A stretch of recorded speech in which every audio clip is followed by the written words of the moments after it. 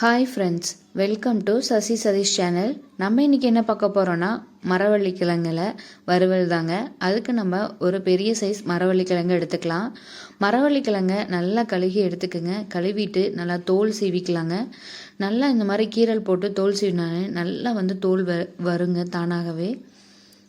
நல்லா தோல் சீவி எடுத்துட்டு நம்ம என்ன பண்ணலான்னா, நம்ம இன்னைக்கு குக்கரில் வேக வைக்கலாங்க. ஆனால் குக்கரில் வேக வச்சோம்னா சீக்கிரம் குழஞ்சிருங்க. ஆனால் வறுவலுக்கு நமக்கு நல்லா உதிரியாக நல்லா குழையாமல் வராதுங்க. அதனால் நம்ம ஒரு பாத்திரத்தில் வேக வச்சு எடுத்துக்கலாம். நம்ம தோல் உளிச்சு வச்சோம் இல்லைங்க, அந்த கிழங்கு எல்லாத்தையுமே அந்த பாத்திரத்தில் சேர்த்திட்டு தேவையான அளவு உப்பு சேர்த்திக்கிங்க. உப்பு சேர்த்திட்டு நல்லா கிழங்க வேக விடுங்க. கிழங்கு நல்லா உங்களுக்கு வெந்ததுக்கு அப்புறமா நம்ம ஸ்டவ் ஆஃப் பண்ணிக்கலாம். நல்லா கிழங்கு மூழ்கிற அளவுக்கு தண்ணி இருக்கணுங்க. அப்போ தான் உங்களுக்கு கிழங்கு நல்லா ஃபுல்லாகவே வேகும் எல்லா சைடுமே. பாருங்கள், இந்த அளவுக்கு வெந்திருந்தால் போதுங்க. அதுக்கப்புறமா நம்ம வேக வச்சோம் இல்லைங்க அந்த மரவள்ளி கிழங்கு, அதை நல்லா குட்டி குட்டியாக கட் பண்ணி எடுத்துக்கலாங்க. நமக்கு பிடிச்ச சைஸில் நம்ம கட் பண்ணி எடுத்துக்கலாம். கட் பண்ணி எடுத்துட்டு நம்ம என்ன பண்ணலான்னா தாளிச்சாதாங்க நல்லாயிருக்கும். நம்ம வேகச்சு சாப்பிட்டோம்னா அப்படியே கொஞ்சம் விற்கினாப்புல இருக்கும். நம்ம கொஞ்சம் தாளித்து சாப்பிட்டோம்னா நல்லா டேஸ்ட்டாக இருக்குங்க. அந்த ஆனியன் அந்த காரத்தோடு சாப்பிட்டோம்னா.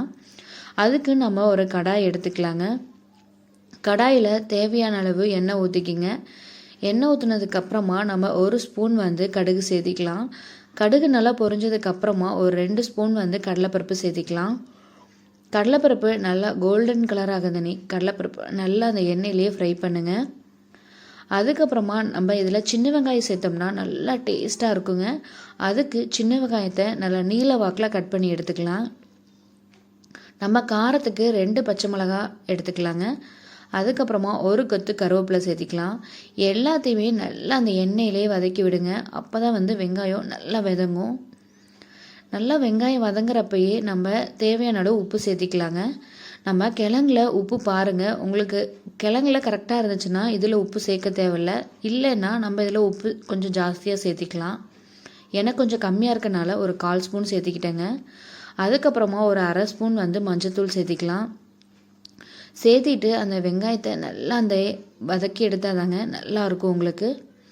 வெங்காயம் நல்லா வதங்கினதுக்கப்புறமா நம்ம குட்டி குட்டியாக கட் பண்ணி வச்சோம் இல்லைங்க அந்த கிழங்கு, அது எல்லாத்தையும் அதில் சேர்த்திட்டு நல்லா ஒரு சிம்மில் வச்சுட்டு நல்லா அப்படியே 2 பக்கமும் நல்லா அப்படியே கலந்து விடுங்க.